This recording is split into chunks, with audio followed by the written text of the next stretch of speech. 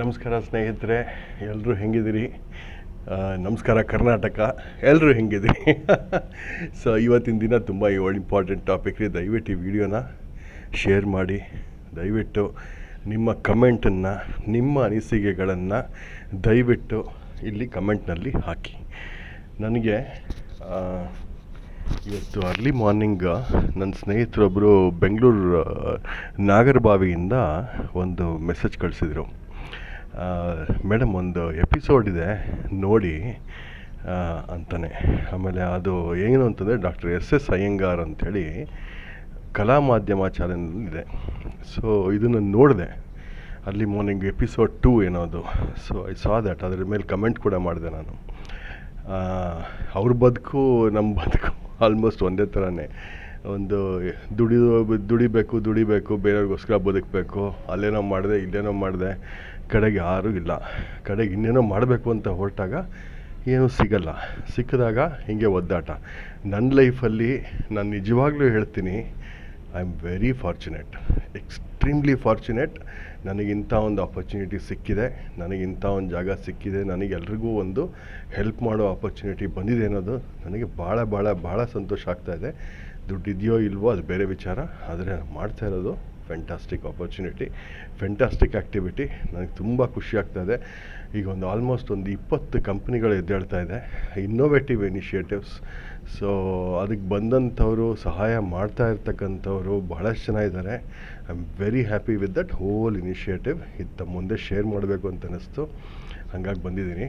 ಆಮೇಲೆ doctor S Iyengar ಎಲ್ರಿಗೂ ದುಡ್ಡು ಕೊಡ್ತಾ ಇದ್ದಾರಂತೆ. ನನಗೆ ಗೊತ್ತಿಲ್ಲ ಅವ್ರ ಮನೆ ಮುಂದೆ ಎಷ್ಟು ಕ್ಯೂ ಇದೆ ಸದಾಶಿವದಲ್ಲಿ ಅಂತ. ಬಹುಶಃ ಅವ್ರು ಇಲ್ಲೇ ಬೆಂಗಳೂರಲ್ಲಿ ಇದ್ದಾರಾ, ಇಲ್ಲ ನಾವು ಹೊಟ್ಟೋಗ್ಬಿಟ್ರ ಅಂತಲೂ ಗೊತ್ತಾಗ್ತಾ ಇಲ್ಲ.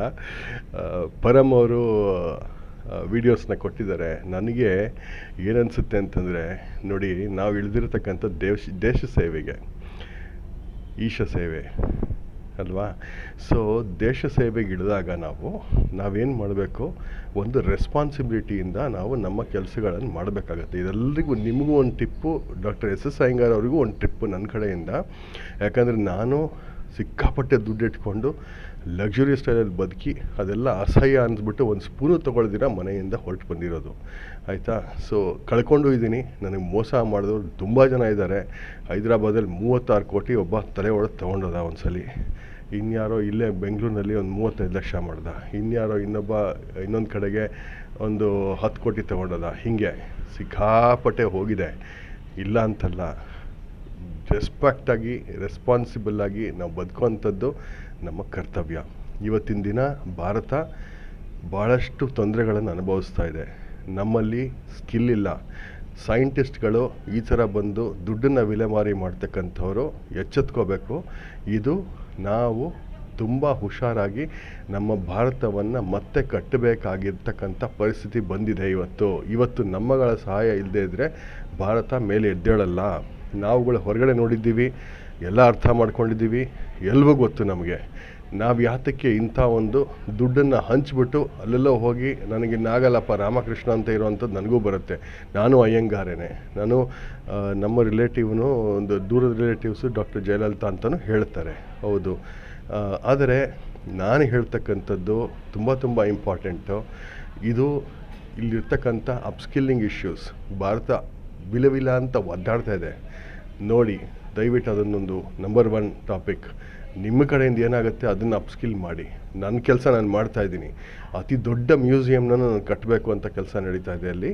ಅದು ಬರುತ್ತೆ ಇಷ್ಟರಲ್ಲೇ, ಅದು ನಡೀತಾ ಇದೆ. ಅದ್ರ ಜೊತೆಗೆ ಈಗ ಮಿಡಲ್ ಇನ್ಕಮ್ ಟ್ರ್ಯಾಪ್ ಅಂತ ಬಂದಿದೆ. ಕೇಳ್ತಾ ಇದ್ದೀರಾ, ಮತ್ತೆ ಹೇಳ್ತಾ ಇದ್ದೀನಿ. ಎದ್ದೇಳಕ್ಕಾಗದೇ ಇರ್ತಕ್ಕಂಥ ಒಂದು ಕಷ್ಟ ಬರುತ್ತೆ ನಮ್ಮೆಲ್ರಿಗೂ. Middle income trap. ಇದರಲ್ಲಿ ನಾವೇನು ಮಾಡಿದ್ದೀವಿ, ಏನು ಸೋಷಿಯಲ್ ಕೆಲಸ ಮಾಡಿದ್ದೀವಿ? ಸೋಷಿಯಲ್ ಕೆಲಸ ಮಾಡಬೇಕು ಅಂದರೆ ಹಲವಾರಿದೆ. ದುಡ್ಡು ಹಂಚೋದಲ್ಲ, ರೆಸ್ಪೆಕ್ಟ್ಫುಲ್ಲಾಗಿ ನಾವು ಏನು ಕೆಲಸ ಮಾಡಿದ್ದೀವಿ ಅಂತಕ್ಕಂಥದ್ದು ನೋಡಬೇಕು. ಅದಕ್ಕೆ ತಕ್ಕನಂಗೆ ನಮ್ಮ ಒಂದು ಕೆಲಸಕ್ಕೆ ಗೌರವ ಸಿಕ್ಕಿದ್ರೆ, ಗೌರವ ಅಂತಂದರೆ ಈ ಅವಾರ್ಡ್ಸು, ಆವಾಗ ನಾನು ಅರ್ಹತೆಗೆ ಒಳಗಾಗ್ತೀನಿ ಅಂತ ನನ್ನ ಪ್ರಕಾರ. ಇದು ಎಲ್ಲ NRIಸು, PCO, PIO ಕಾರ್ಡ್ ಹೋಲ್ಡರ್ಸ್ ಇದು ಅರ್ಥಕೋಬೇಕಾಗಿರ್ತಕ್ಕಂಥ ವಿಚಾರ. ಹೊರಗಿನಿಂದ ನಾನು ಬರ್ತೀನಿ, ಇನ್ನೇನೋ ಒಂದು ಮಾಡ್ತೀನಿ ಅಂತಂದರೆ ಎಚ್ಚೆತ್ಕೋಬೇಕು. I was also in millionaire billionaire club.